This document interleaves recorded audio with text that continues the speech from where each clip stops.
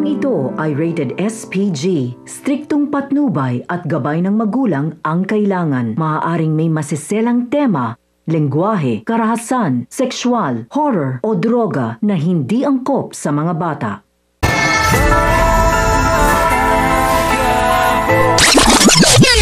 Tuluyan na kayang mapapatawad at unti-unti na kayang mahuhulog ang loob ni Mokang sa ginawang ito ni Tanggol.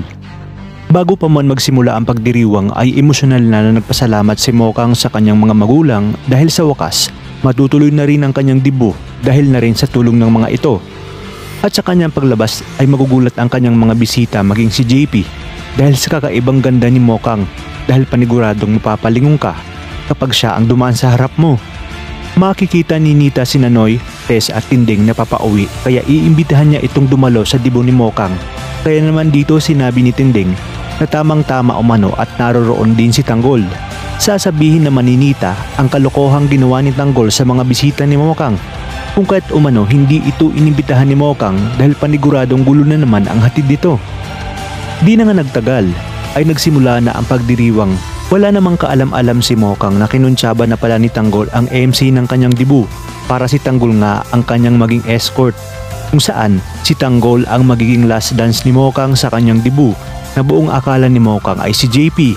Kaya naman dito laking gulat ng lahat ang tawagin na si Tanggol ng MC at magugulat sila dahil sa postura ni Tanggol na mukhang yayaman at makisig sa kanyang kasuotan. Dito nga ay mag-iinit ang ulo ni JP at aasarin siya ng kanyang mga kaibigan na mahinang nilalang. Kaya naman dito ay mag-iinit ang ulo ni JP at aasarin siya ng kanyang mga kaibigan na mahinang nilalang sapagkat naisan siya ni Tanggol.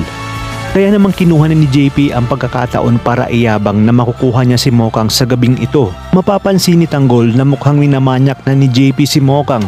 Mahahalata naman sa mukha ni Mokang na parang umiiwas na ngunit ipagpapatuloy pa rin ni JP ang panghihipo sa dalaga.